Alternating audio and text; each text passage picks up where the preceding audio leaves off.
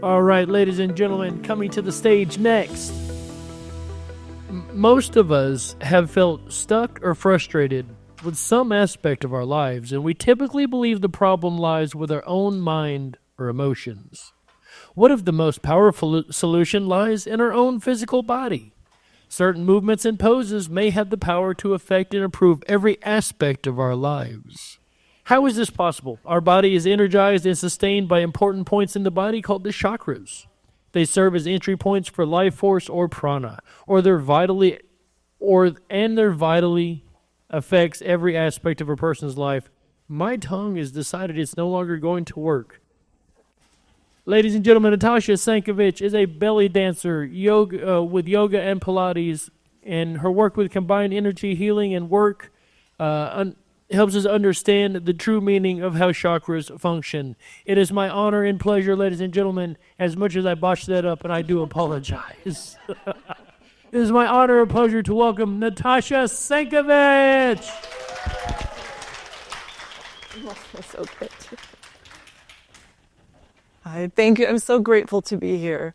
Really have been enjoying this conference so far. And I love speaking to each and every one of you. I've connected with so many of you, and everyone has been so warm and just giving hugs and wonderful. And I just wanted to express that. So today, I will be sharing with you specific postures, movements, and also accompanying mudras that you can use that can create over time, right, with repetition, big improvements in your life, right? And my emphasis, right, is going to be more on grounding, lofty ideas, on using practical tools, because all of us after this conference, because we're receiving all this infusion of wonderful energy from each other and validation, and we feel so good, and we're grasping all these beautiful ideas. And then we go back to our regular lives and we have to, pay the rent and pay the bills and show up and deal with difficult people, all that stuff, right? So these are grounding movements that can help you create shifts. And in fact, those shifts are what we can call timeline selection, right? Or choosing the kind of destiny you want to create. Okay, so I'm going to figure this out. My next slide. So I want to first share with you my Mandela effect experience. Anybody recognize this gentleman? No? That's the current governor of Texas, Governor Greg Abbott. Right? And Tim, my partner, and I, we moved to Texas in 2020, right? Late 2020.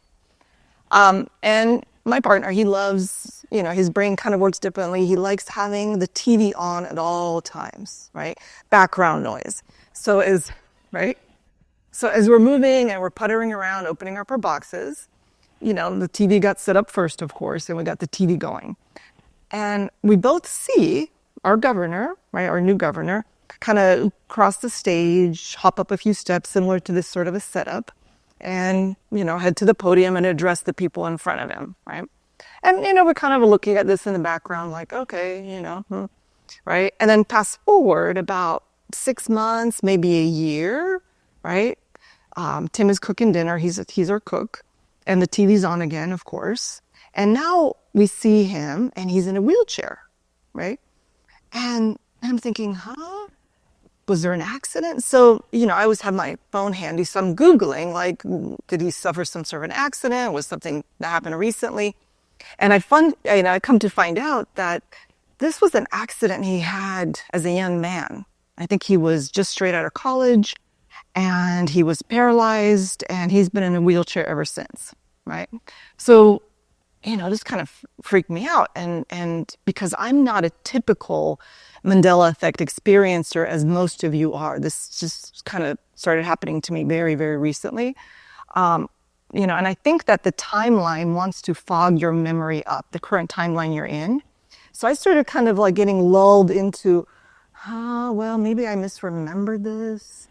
Maybe, I don't really know. But Tim, on the other hand, was really undeterred. He was really unshaken. He said, nope, that's not what happened. We saw this man walk across the stage. You were there. And his conviction helped pull me back, right, into more of a greater awareness. And he voiced it. He said, the only possible explanation is that we switched timelines, right? There's no other possible explanation. This man obviously had this accident 20, 30 years ago. So, right, like it was kind of mind-blowing. It was really interesting, but it was, it was spontaneous, and we had no idea how we jumped that timeline. We had no idea what caused it. Did we do anything specific? We had no clue, right? And the other weird thing I just have to add, like the accident was a really freak accident. This was not like a car accident or something you'd, expect, right, for this sort of an injury. He was jogging and a tree fell on top of him. Right? Like, isn't that odd? Like, I almost think that they're laughing at us, like these timeline people. Like, it's like, see if they'll believe this. And what, bothered me about this, right? And maybe that's why I don't like to, really perceive these timeline changes, is because how do I reverse engineer this? How do I use this? How do I ground this? Like, that's how my brain works. Because like we just popped in another timeline, and how do we do this? And then we pop into a worse timeline, right? Your brain starts going. So I started thinking, well, what if we could use tools, something that we had some control over, that we could actually consciously, intentionally create our timeline shift, right? And nothing too complicated, nothing too heady, right? Something that where our body was involved. So, and this took some time, right? This is nothing that was an epiphany for me. And I had a lot of background working with the body. I've been a yoga Pilates instructor for many years. I was a professional belly dancer for many years. So I knew how to work with the body, right? Hang on.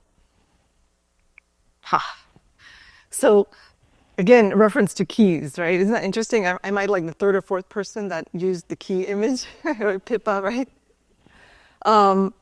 So, what if the key was in the physical body, right? We did choose to incarnate, right? And I know a lot of us see the bodies that we've been gifted, in our incarnation as sort of almost a hindrance, like our emotional bodies, our emotions sort of sway us, our mental bodies, our physical body. It's almost like their belief is out there. We have to overcome. We have to really, try to get a handle on it so we can ascend, so we can receive the energy, so we can understand, so we can get to that enlightenment space. But what if that's like the wrong way of thinking? What if there's a purpose to us being incarnated, right? We chose this, right? And what if there's, actually it's my belief that our body is a divine gift and it has great power, it has potency, right? And if anybody's familiar with like old magic books, right? Like old magicians, they really pump up their energy prior to doing any kind of big magic, and they understand that having a strong body and having a strong auric field is a form of protection, is a form of power, right? And everything in the universe is a form of energetic transaction. So as we desire, right, to be able to climb to new heights, evolve to great spaces, have, this greater understanding, have these epiphanies, even move, right? Even help move the planet towards a level of ascension and shift, right? What if we have to use the physical body? What if we're responsible in generating that energy, right? And our body has something very significant to do with it, right? So again, this is, my talk today is not just me talking. I will be asking you to have an experience with me. I will be asking you to stand up and actually try some of these movements. See how they make you feel. See how they shift your energy, and also mudras. I want to also have you experience accompanying mudras, which I think are awesome. Hopefully you will too. I know there's always some people that are like, yay, I want to get up and try stuff. And then some that are like, I don't want to get up off my chair. I totally understand that. I'm usually in the other category. I'm like, oh, I'm really comfortable. But hopefully, and no pressure, right? No pressure, no judgment. But I'd love you to join me. I'd love you to try this out with me. So can you see that I have a lot of Virgo in my chart? Like there's like bullet points and all the slides. So this is to break it down, kind of what areas I'll be addressing.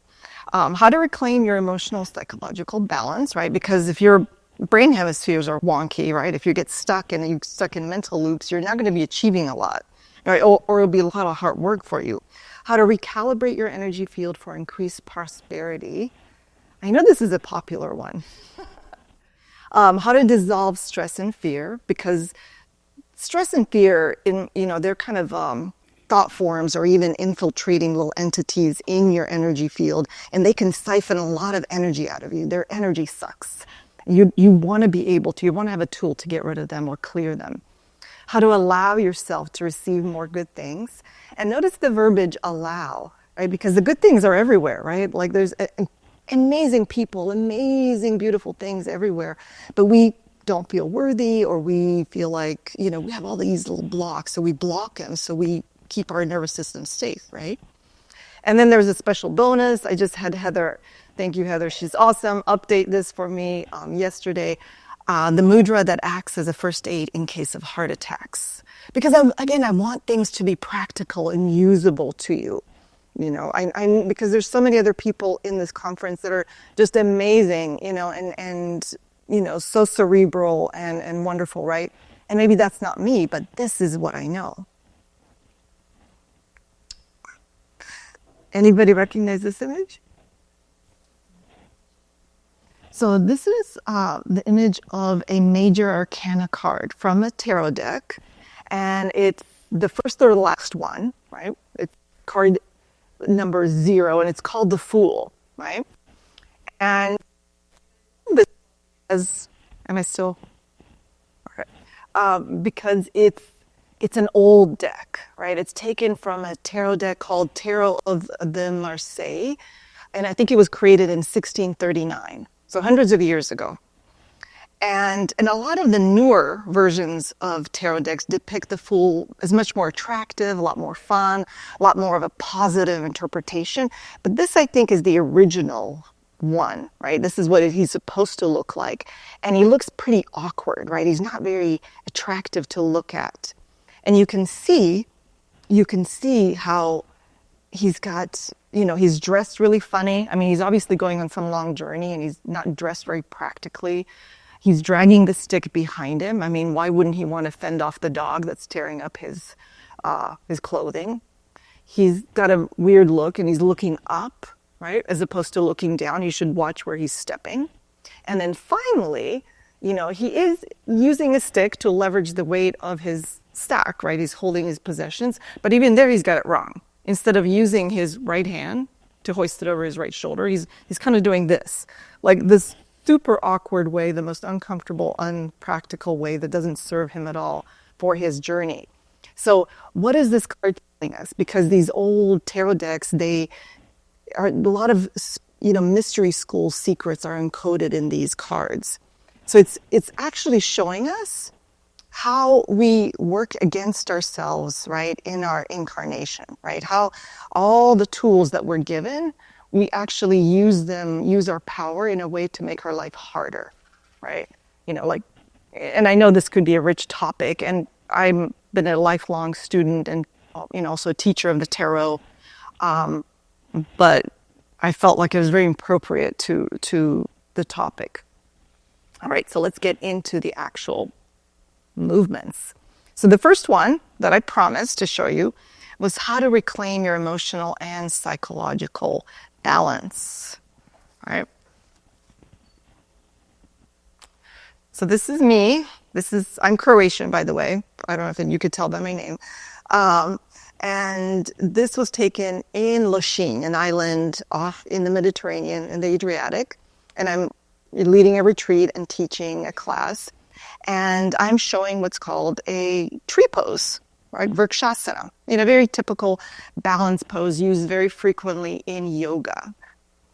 And I, always appreciated the value of balance poses in terms of helping people achieve their fitness goals, because, as you work the abdominals, balance poses challenge those little muscles that are close to the spine, right? And it's a great health benefit, right? But I didn't know that there was a deeper, even more potent, powerful meaning of balance poses until I started working with this client, right? So my client was wonderful. Like she was a very wealthy woman. She had her own, house. At that time I was living in Los Angeles. She had her own special guest house that was remodeled into a yoga room. I would come 3 times a week. She was funny. She was generous. I mean, she always, welcomed me with a cup of coffee. I mean, like this. It's pretty good.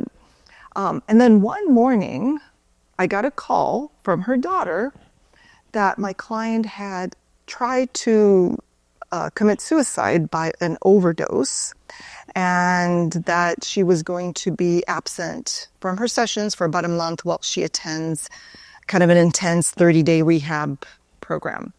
And this was a shock to me because I knew that she had some meds, she was on some meds, but, and that she dealt with certain disorders, but it seemed like it was under control, and she certainly had a fabulous life, right? And I didn't understand, I was like, whoa, how did I miss this, right? But I knew, I wanted to help her. I mean, I loved her. She was a wonderful lady, very good to me. And I thought, well, I'm coming to her as her instructor 3 times a week. What can I do? So at that time, I was starting to learn more about energy healing and the chakras. And I learned that the balance of the body affects the balance of the mind. So I started incorporating, as she came back, I started incorporating balance poses every single session. So we do our warm up and then boom, I'd make her balance, right? And she didn't like that because she was terrible at balancing, which is actually a red flag, right? Because as your root chakra shrinks, right, you're either preparing to leave the planet because you were very sick or very old, or you don't want to stay here, right? You're actually creating that condition of your chakras. So what we started to do, I started to kind of reverse that process. So would you guys like to try to balance? Come on, we can do this together. So I have a chair here set up so we can do it safely.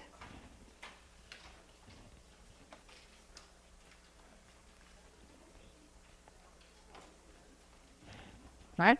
And all you want to do, right, is just like the image, right? I would probably, just to be safe, have my fingers hovering above your chair. So, in case you do kind of wobble, you have your chair right there. And see if you can pick up one leg off the ground, right? I have my heels on, so this is extra challenging, but good. Does that feel easy? Does that feel like, are you wobbly a little bit? Excellent. Let's try the other leg, right? So that will affect the different brain hemisphere. Right, pick up the other leg. It'll help if you focus somewhere on the floor, like have your focal or drishti point. Good job, right? So do you know what happens? Or you guys can sit down, but we will be practicing. Yeah, I was like, can we sit down now? So what happens, right? Why does this work so well, right? Well, let me tell you first what happened as a result of practicing this on my client. So it took 2 months. It took 2 months. This was not an overnight thing. It took 2 months. So 3 times a week, right? Coming over very regularly, doing this over and over again. And I never verbalized my intention to her because I wasn't sure if she was going to be aligned with that. I didn't want her to block me. Right? So I just kind of was like, oh, we're just doing this for our health. You're going to have great abdominals, right? But 2 months later, she independently expressed to me that she was going to be making an appointment with her psychiatrist to start decreasing her dosage of meds. But she felt like, because she was on Klonopin, on Prozac, medications that weren't really that good for you, in my opinion. So she started decreasing them. And the other thing that happened is she's perked up, like that sparkle in her eyes came back. She started talking about things that she wanted to do, that she was excited about, right? So that joie de vivre started returning to her, right? So to me, that was like incredible proof of concept. I was like, yes. It was like, it worked, right? And why did it work? Let me go to my next slide. Right. So what I specifically did, right, and yes, I did add prayer, right? I did independently pray for her, and I did visualize her as regaining her joy, in addition to having her kind of physicalize this in the body. But when we challenge our balance, our root chakra expands, right? So we know, because she was depressed, right? Depressed people have small little root chakras. They don't want to stay here, right? So our repeated behaviors, physical, mental, verbal, right, will influence the quality of our energy field and our chakras, right, and vice versa. So as we repeatedly challenge the balance, the root chakra is forced to expand each time, right, to keep her safe, to keep her stable. And over time, it started kind of staying more expanded. And that expanded chakra started influencing her thoughts, started influencing her perception of reality, of her life. So it was no longer compatible with thoughts of unaliving herself. Yeah. So this was really an amazing thing. And I think what's valuable here, not only can you do it on your own for yourself, right? Like if you're feeling a little wonky, but you can actually apply this to someone you love. Right? You can be like, oh, feeling a little sad? Let's try a tree pose, right? Like, or take him to a yoga class or something. So there is an accompanying mudra to enhance those results. And this is called the Apan mudra, right? So it gives you even better result along with the physical posture. So if your goal is a calm and balanced mind, right, you want to try this mudra. And you can do this mudra while you're balancing, right? Or right after, right? It's all the same. And so let's try it with me. All you want to do is this is practice with both hands and touch the tip of the thumb to the tips of the ring finger and the middle finger. The remaining two fingers, your index and pinky, are extended, right? And why does this mudra work? Because it supports the detox system of the body. It supports the liver. And a balanced, calm mind is largely dependent on a well-functioning liver. Okay? So you will start to feel, and additionally, it is physical benefits, right? If we do want it. Right. Right, it's like a Spider-Man. Let's see you do that. Right, so the Spider-Man mudra, right? This helps to remember. Great idea. Right, the Apan, the Spider-Man. Right? And you can hold it for 5 to 45 minutes until you feel the effects, until you feel the calmness of the mind. Or if you're doing this as a course of treatment, if you're like, well, I like to regenerate my liver a little bit, or I'd like to feel a little bit more balanced in my mind, you can do it, I think, 15 minutes a day, 15 minutes 3 times a day as a course of treatment.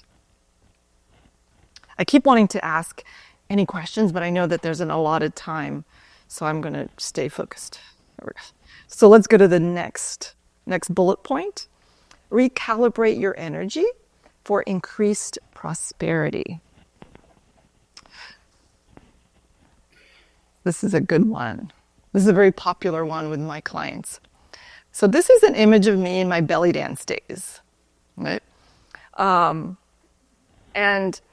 if you know anything, no chuckling, please. We are some losing out. Right. So belly dance, right? It's a very it's a different kind of dance. It's a very cultural dance. And one thing that's different with a belly dance performance as opposed to a ballet performance or even hula performance, right? People will throw money on the stage, and it's very culturally accepted. And I know it's kind of weird for people that are not familiar with this, or like, is this pole dancing or what's going? No, right? It's the type of shows I perform were family friendly. There were weddings, engagement parties, birthday parties, bar mitzvahs, all sorts of things, right? And, the whole family was there, and usually kids would be dancing with you. The grandma would pop up at one point in time and dance with you. It was like a family thing, and there was and I think belly dance just raises the vibration of a room, right, if it's done correctly. So, and many of you, unless you're a belly dancer, are not familiar with this, but there's three points or 3 steps, sections of a belly dance performance.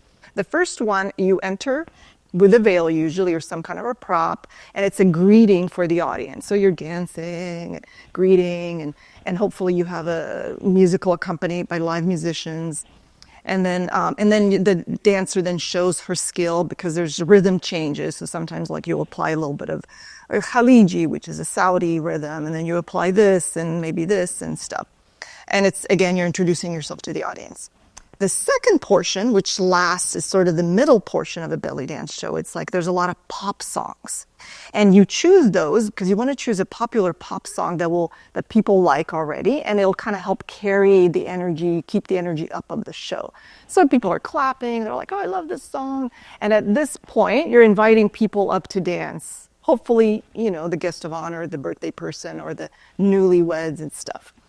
Now, the third portion, usually close to the finale, is the drum solo, right? And that's the most percussive, the most exciting part of the dance. And usually if you have a tabla player, he's, plays the drum, he'll come up and he'll bang on the drum, and you'll be doing more foot stomping, you'll be doing more hip throws, all that stuff. And interestingly enough, that part of the performance usually is when people throw the most money, right? That's when like the cash starts flowing on the stage. So, most of the dancers were aware of this, and we always thought, well, it's just something that happens. People just like it. People like drums. Okay, right? But there was another reason, and I didn't know this. I didn't put it all together until I started studying energy work and the chakras. It expands the root, right? As you not click the heels, as you land your heels on the ground, right? It will just start pumping up the root chakra. And again, your condition of your chakras affects your reality, right? What the universe, what it's mirrored back to you. So if your root is just shooting out, right? Of course, if people are already in a state of joy, they're going to start throwing money because that's what the energy is calling for. Do you guys want to try this? Come on. So I'll take off my heels so I can do this with you. And we want to face north. So I already looked at this because north is the direction of prosperity. There's a lot of red facing north. And I'm going to just show you, right? I've got these heels on, and you want to do just like this. They're called heel lifts, right? And you don't have to stomp like an elephant, right? You just go boom, right? Facing north. And if you want to do this 200 times minimum. And I know it seems like a lot. It's like, what? But if you just count it out, 1, 2, 3, 4, 5, right? And now what you want to add to that, think of money coming at you. Think of something, if there's a contract you want, think receiving that money, right? And you can even feel the difference. Do you feel like a sort of an expansion and tingling in the coccyx? All right. Good. Now stay with me, and I'm going to show you one other thing. Then you can add this and really just maximize what you're doing right now. This is called, let me just go to the slide. Prana mudra, the life mudra. Touch the tips of your pinky and your ring finger to your thumb. Extend the remaining 2 fingers, your index and your middle finger. This is going to just activate the root chakra even more. So if you have your hands in these mudras and you're doing this, right, you get tremendously big result. If I'm the only one making noise here on the stage. Good, right? Okay, I won't make you do it 200 times. But it's a wonderfully effective mudra. I have practiced this, and I'll give you a couple of examples how valuable this mudra can be. You can use it when you're feeling a little fatigued, right? I was in Bali just last month leading a retreat, and you guys know that there's a 13-hour time difference, right, between Central Time Zone and Bali. So, but I had to keep my energy up. I was leading a lot of people, and one night everybody wanted to go to the fire dance show. So we were sitting there watching the fire dance show, and I'm starting to right, I'm starting to feel like I'm losing energy. I have to keep everybody happy, make sure everyone's safe, right? but I'm starting to lose it. So as I was sitting there, I just did the Prana mudra, just sitting there, right? I didn't, of course, get up in the middle of the show and do my heel lifts, right? And immediately I felt like there was like a nourishment, there was an added energy available coming to me from the root chakra. And there's an additional benefit, it'll help you see better. There's a connection, right? Like, so if you're feeling like, I'm like my vision's a little foggy, maybe I'm a little tired, do this and you'll start to see better, right? Remarkable stuff. And one thing I just wanted to add, I get wrapped up in the stories when I was talking about, my client, the one that had recovered from, from depression, all that stuff through the balance poses. I feel like, for her, that was a significant reality change, right? It affected her life. So she was on one track that was one reality that was really going down fast. It was like really in a downward spiral. But through intentional use of certain movements and maybe somebody else's intervention, right? Boom, we moved her, we shifted her to a significantly better trajectory, right? So again, I know we all want to be able to grasp, amazing concepts and ascend and, experience great transformation. But it's in that repetitive commitment, in that practice that we actually can do this, can achieve really great results in our lives. Okay, let's move to my next one. How to dissolve stress and fear. So I know personally a lot of people that suffer from some level of chronic anxiety, right? And what they have to do to manage that anxiety, or even negative thoughts, or even they get stuck in a certain way of thinking. And they, a lot of the people think, well, it's just how life is. It's just what I have to live with. And if I take a little CBD, or if I take the, the extra powerful sleeping stuff, I'll be okay. But I think that there's other options, again, using the tools of the body.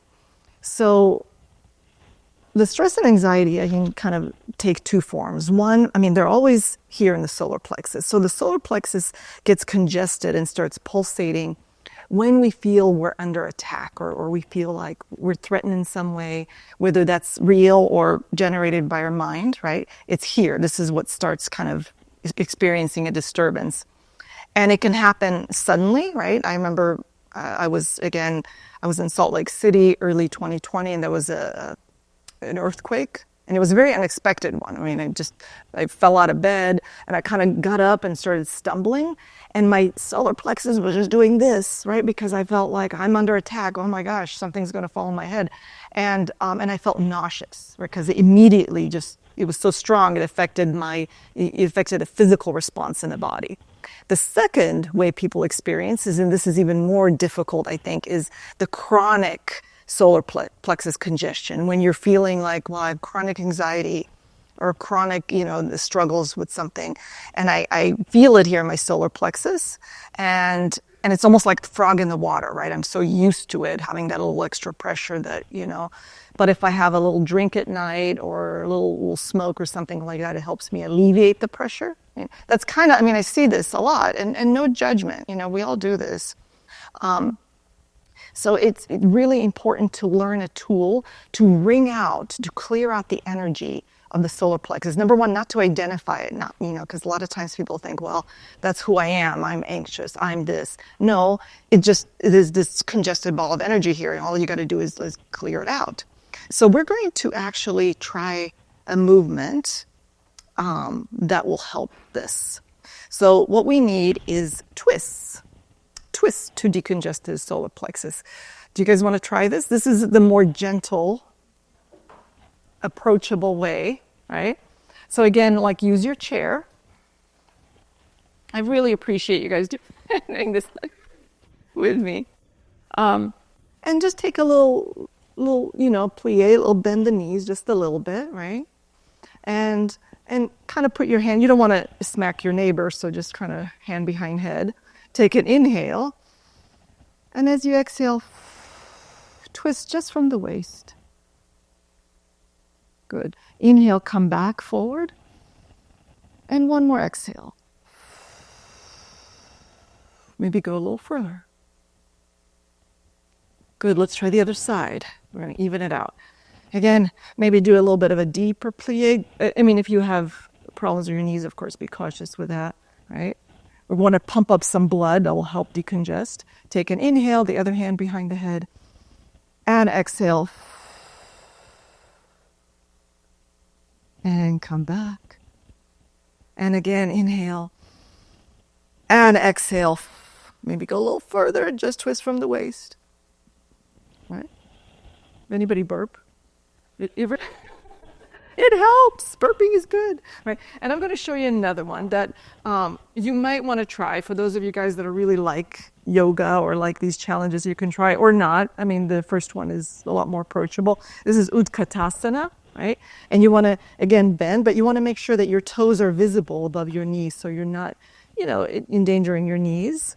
And you want to go into prayer pose, right? Good. So you're already starting to feel a bit of the blood pumping, right? Because your quads are working. And inhale and exhale, twist just from the waist. Excellent job. Good. Come back to center. Stay with me. Inhale and exhale. And come back to center. Shake it out. Good job. Good job. Do you feel a little less like you felt the blood pumping? You feel like whatever's maybe been stressing you out is kind of evaporated a little bit, right? Because we wrung out. We made it an unfriendly environment for that congested energy. Now for the accompanying mudra, the Matangi mudra. Now, I am thinking these are the correct ways to say these mudras.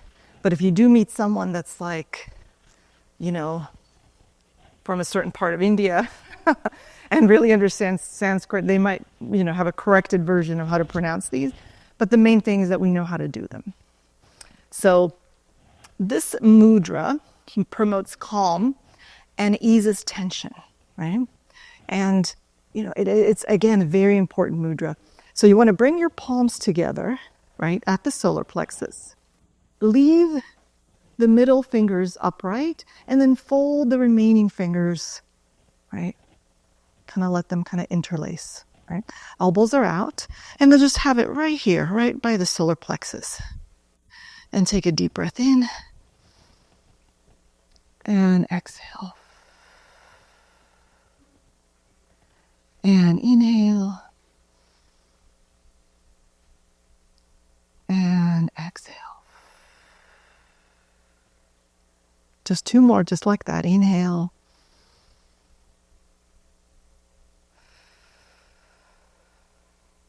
Good.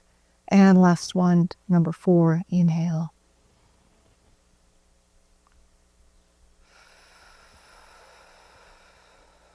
Good job. Good job. And relax. And this is how you want to use this new mudra. You want to practice as needed, 4 deep breaths, right? Or as a course of treatment, how many times they recommend it, for 4 minutes, 3 times a day, right? And incidentally, if you're thinking, how am I going to remember all this, these mudras and these, I have created a PDF that I'm going to make available for you that you can just download and have all the images. Yes, I know. All right, oh, good, okay. I'm not using the clicker correctly.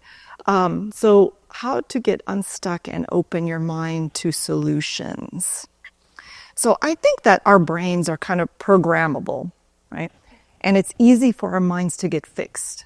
Sometimes, the brain, I think, is more of a filter than a like opener upper. So sometimes we make conclusions, right? We make conclusions and then we don't see anything else. And this is not necessarily a bad thing. Our brain is not trying to, trip us up or make us really rigid or fixed. It's more like that it's trying to make us more efficient. So we're not distracted by all these things coming in, they're very efficient at repeating the tasks that we have set out for ourselves. But there's a flip side, right? We can get stuck in unwanted patterns, right? We can start to get frustrated, trying to figure out something. Maybe you want to understand someone and they just don't make sense to you, and you're starting to get judgy. Or you want to make a decision and you feel like, I'm not seeing all that I need to see. I need more insight, more clarity, right? So is there a pose, right, that we can do today that can help open your mind to solutions and see things from a different perspective? Why, yes. And here it is, right? Inversions, right? Again, very simple, right? So inversions help us see things from a different perspective. It's when, in yoga language, when the heart is actually above the head. And typically the head is in a superior position, right? And then the heart has to work to pump up the oxygen, the blood up there. So if you guys want to try this one, and we're going to do something very, very simple. Very, very simple. And then just kind of face your chair, or however is comfortable for you, and put your hands in prayer pose. Okay, and then just kind of, but the important thing is position your pelvic floor above your heels, so you're not, doing this or this, right? And then just fold forward gently, and either put your hand on the seat or on the thing, and let your head hang, just for a moment.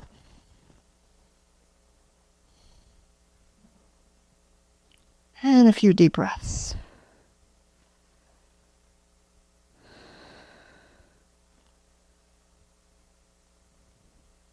Good. And then soften your knees, engage your core, and then slowly roll back up to your standing position. Good job. It feels differently, doesn't it? I mean, even there's a subtle difference when that blood comes to your head. It's like, whoa, I'm seeing things differently. The next one, I will not ask you to try here in the room. I wish we could. I wish I had this whole space and I could give you like yoga mats and bolsters. We can sit down if you'd like. And just to let you know, it's not visible in this image, but she actually has her legs propped up against the wall, right? Which makes it a more restorative position. But this is a wonderful position, has many health benefits, not only for edema, right? If you tend to, kind of collect water in the ankles and stuff like that. But, that bolster helps make it an inversion because the heart is slightly above the head. So it's very relaxing, right? And you know me, I love tarot cards. There is again an encoded meaning that connects to this particular benefit of this inversion in one of the tarot cards. So if you're familiar, some of you are, with the major arcana, right? This is the Hangman, again taken from the deck of Tarot of the Marseille. And major arcana meanings can be very layered and complex, but one of the more significant interpretations of the Hangman is see things from a different perspective. And usually I see it come up when people get really stuck and really maybe even frustrated and angry. And when you're in that emotional state, it's almost like there's a force field around your aura, right? You don't receive ideas, you don't receive help. You're locked down. And then the universe kind of takes you up by the tail like a little mouse, right? And you are forced to sit and wait, right? Until you can relax, surrender, and then your brain can receive ideas, right? And one other story I have for you, not necessarily about inversions, but it's very connected to, achieving, opening up your mind to solutions and releasing the rigidity, is increasing flexibility, specifically around the pelvic floor, right? So in addition to inversions, like stretches are also a great tool for inviting more space into our bodies and then, as a result, into our minds. So when the hamstrings are tight and the pelvic floor is rigid, it's 9 times out of 10, there's a rigidity in the way somebody's thinking. And, there's a character trait that resembles that. And I saw this, again, going back to my days as a yoga and Pilates instructor, a lot of my clients came very, very stiff bodies. And the stiffer they were in their body, the more rigid they were in the way they behaved. And I have a story for you. So one of my clients, very wealthy man, I think he was a CEO of a financial company. He also hired me to come into his home studio a couple of times a week. And he was super stiff. He even developed a little bit of a kyphotic curve, right? Because the pelvic floor was so stiff, the hamstrings were stiff. He'd walk like this. I mean, and he was not he was a man in his 40s, right? This was not an older man. And I didn't know how much that translated into his behavior until I showed up at his house for a regularly scheduled session 5 minutes early. Right? And usually people like it when you're a little early, right? So I show up and I knock on the door. He comes to answer the door and he's fuming. He's so angry with me. He's like, how dare you? You showed up early. I had a call. I have everything scheduled. Don't you possess a watch? Don't you know how to use it? Right? He was going off the chain, right? I mean, he was going nuts. And so I'm thinking, whoa, right, 5 minutes. I have my work cut out for me here. So what did I start to do? I started to just come 30 seconds before my scheduled time. I'm like, I don't want a repeat of this, right? But I started to really emphasize a lot of stretching. So we did a lot of hamstring stretches. We did a lot of hip flexor stretches. We did a lot of back extensions to start to open up that curve. And this took a while. This was not an overnight fix. But it took 2 or 3 months, and he started getting softer. Right? He started getting softer. He even started displaying a sense of humor, right? He was really phenomenal. I'm like, oh, he's funny, And I could see, again, a subtle timeline shift for him. I could see the relationship between him and his wife improving, right? She would kind of stay away from his work or office or the practice or sessions. And then she would come in and say, hey, honey, how are the Pilates sessions going and stuff. So there was a shift in the house, in the energy of his house. So again, these are small things. These are not big dramatic changes. But what this work enables you to again, completely change the way that your body chakras are vibrating. And what happens is you have a different experience, and then you're shooting out different signals out there, and you're receiving a different response from the people around you. Well, and a lot of times not even, you're just doing this in the privacy of your own home. So of course I have an accompanying mudra to enhance the results of this particular goal, to open up, more solutions and stuff like that. It's called the Kalasvara mudra. And this one's a little tricky, so I'm going to explain it with you. So it's, again, the middle finger stays up.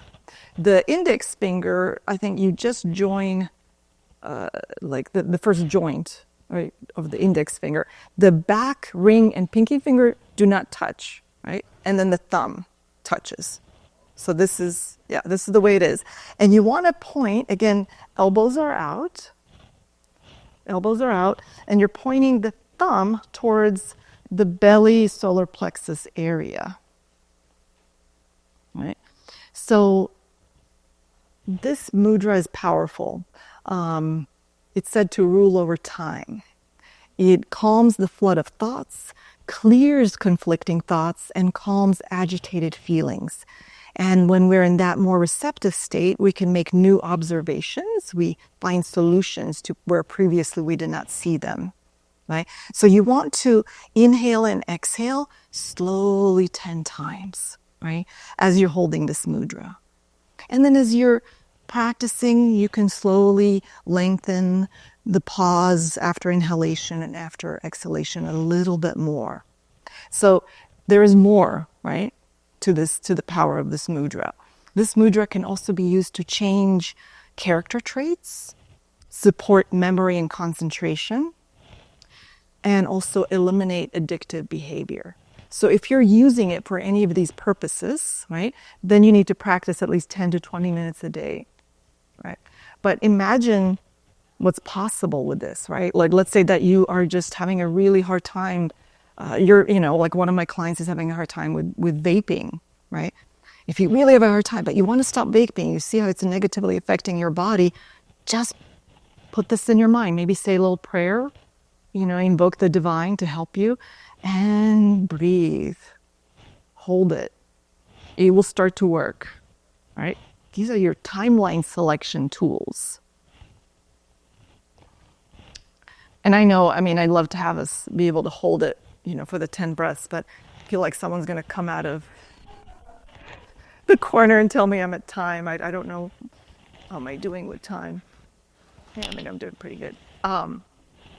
We're still really good. Okay, thank you. So next one, how to allow yourself to receive more good things.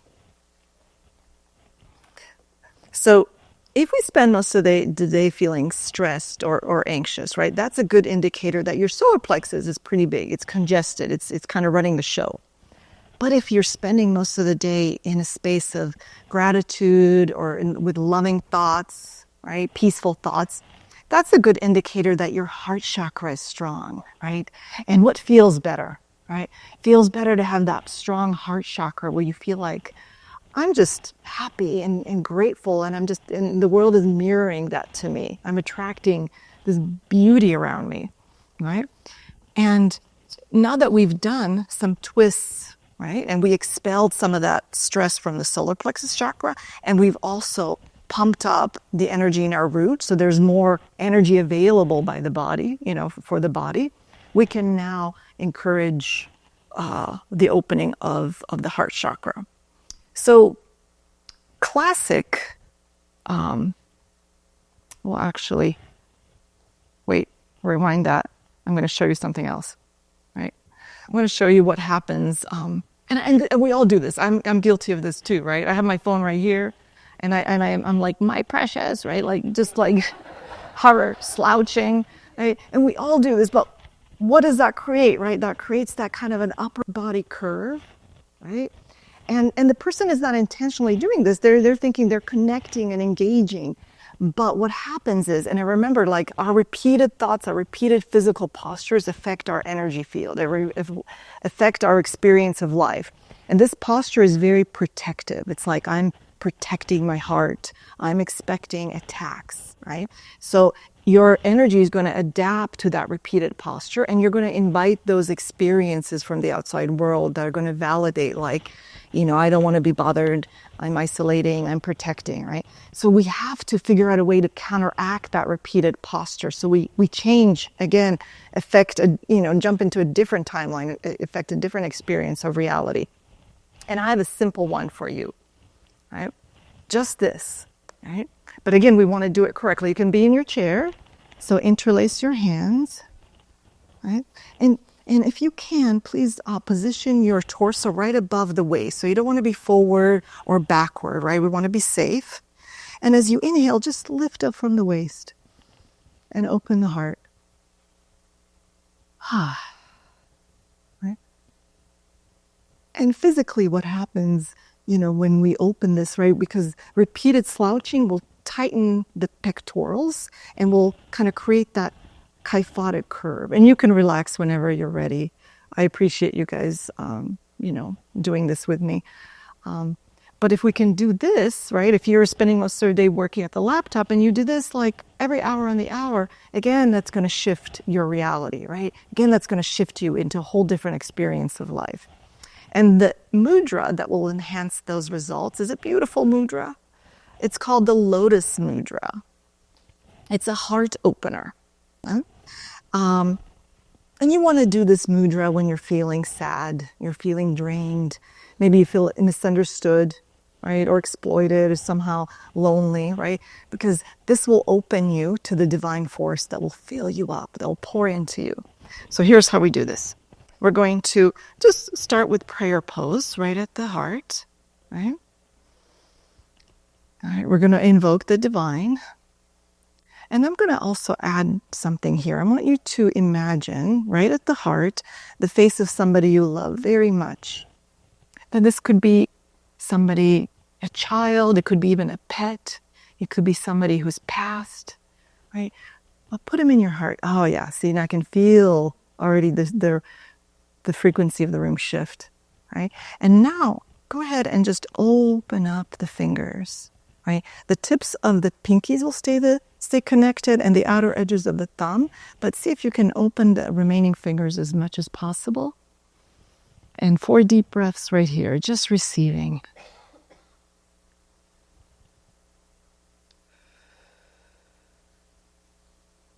So much gratitude. Like we're here together.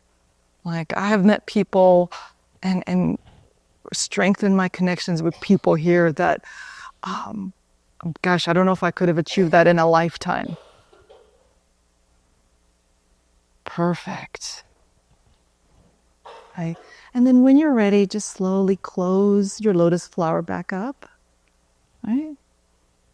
You know, express your gratitude, everything that you received.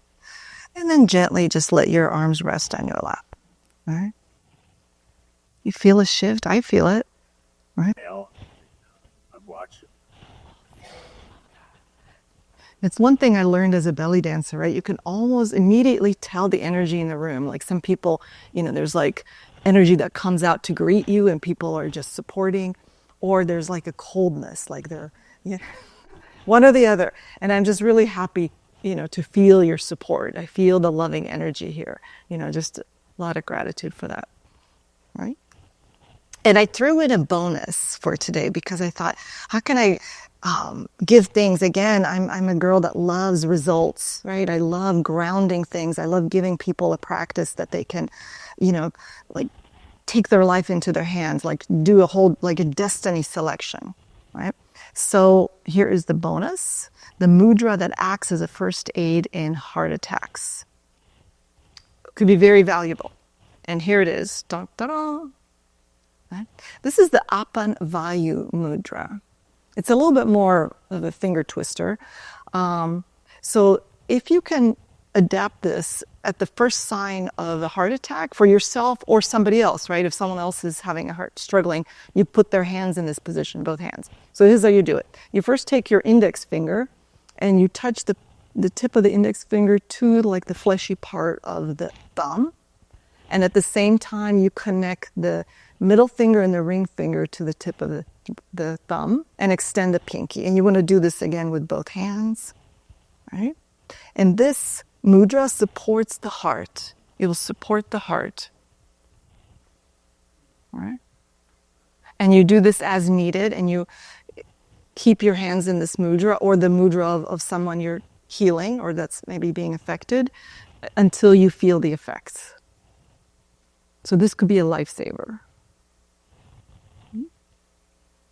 Good job. Fortunately, we're all good here, right? But I have seen an increase in heart conditions, you know, somehow over the last few years. So it's you know, I'm being recorded, but it's just a good one. It's just a good one to know, you know, for yourself and people that you love. Yeah. So how to get results? We want to do this as a daily practice, right? We want to be consistent. You know, you want to create a goal, right? Have the intention. Things always work a little bit better if you invoke for divine help. So if you're saying, hey, I'm doing this because I want to kick an addiction or because I'm having chronic anxiety, then, you know, pick a couple of these poses or mudras or do everything in a daily flow. It's a wonderful practice and it doesn't take long. Be consistent, right? You want to, everything we do, again, in this plane requires a certain amount of energy. There's an energetic transaction. Even if you want to generate enough energy to jump a timeline, if you're like, I am bound and determined I want to have a better quality of life, right? Because if you create more, right, in a better, more comfortable, more prosperous life in this earthly existence, right, it's going to ripple out. You don't even have to go out there and, you know, I have to go out there and heal people. Just the largesse of your field, your presence is going to heal, right? Just things you can share. And you want to detach, right? I find that really important. If you're like, I'm doing this mudra, you know, why am I not getting right? If you're like super intenso, it's just going to bounce off of you. It's going to take longer. And putting it all together. Do we have time? Again, I put it all together for you so you guys can go to this page and do a download and And this was Cynthia's idea. She said, why don't you just put it together? And I think, if Cynthia says something or has an idea, I listen. All right, so we'll just start real quick. I wanted to have music, actually, but I didn't pull it together. So Jerry will sing. He'll have our, rhythm for us. All right, so deep breath. Scoop up. Bring the energy down in your prayer pose. Good. Take your hands out, and we're going to do the Apan Mudra. Touch the middle finger and the ring finger together to the tip of the thumb. Extend the other two fingers, and then just balance on one. Look down, find a focal point. Balance. Good. Put that foot down. We're going to balance on the other side. Go to the other brain hemisphere. Find your balance. Nice. Perfect. Good. And then I'm going to do a little bit of dance movement so you can follow me. Facing north, we're going to assume the Prana mudra, right, for the pumping up our prosperity. So touch the tips of the pinky and the ring finger to the thumb. For an increased benefit, if you want your brain hemispheres to be balanced too, touch the fingernails to the thumb, right, the fingernails, and bend your knees. We're going to lift our heels, and we're going to bounce. And 1, 2, 3, 4, 5, 6, 7, 8. 1, 2, 3, 4. 1, 2, 3, 4. 7, 8. Last 8. 1, 2, 3, 4, 5, 6, 7, 8. Good job. And then we face our chair very gracefully, and we're going to do our twist. So bring your attention right here to solar plexus. If there's something that's been bugging you, that's been like, oh, this is really gnawing at me, right? You're going to take your left hand, do a little bit of a bend, right hand behind the head, position your torso right above the pelvic floor. Take an inhale, and exhale, twist from the waist. Look behind you, look over that elbow, and inhale. One more, take an inhale, and exhale, twist from the waist, bring out that solar plexus. Good. Switch hands. We're going to balance that out now the other side. And now the left hand goes behind the head. Inhale. And exhale. Come back to center. Inhale. And exhale. Good job. And face me, and we're going to do the Matangi Mudra to sort of enhance those results, touching the middle fingers together, interlacing the remainder of the fingers, right? Elbows open, right here, like have the hands right in front of the solar plexus, and let's take a few deep breaths.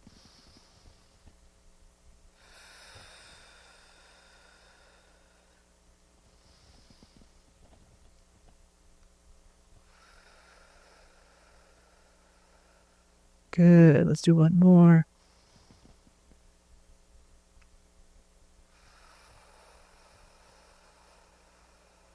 Good job. Shake it out. Face your chair.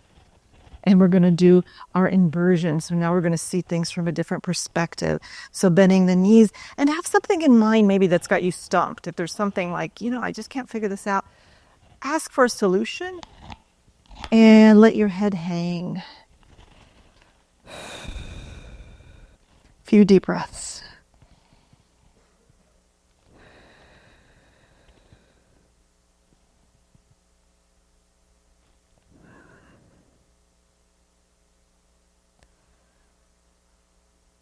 Good. Soften your knees, engage the core, slowly, safely roll up, back to standing, right?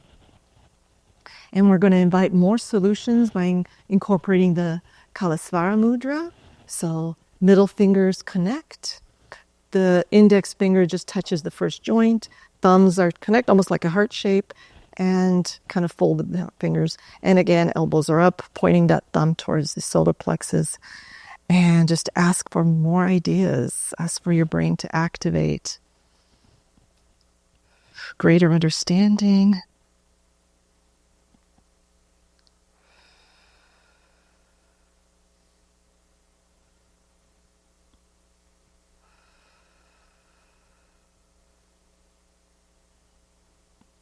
Nice. And release, right? And then finally, we're going to interlace our hands behind our head, right? Torso's positioned directly above the pelvic floor. And inhale, lift up the heart to the sky. Receive.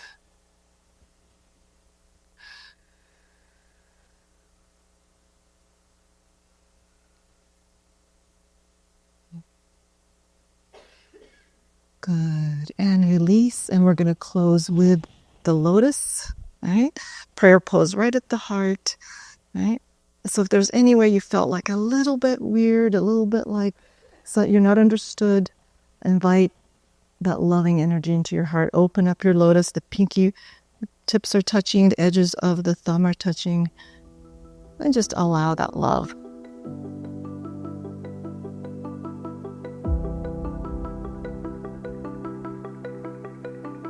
Good. Nice. And release. Thank you so much for today, for all your time. Ladies and gentlemen, Natasha Senkovich.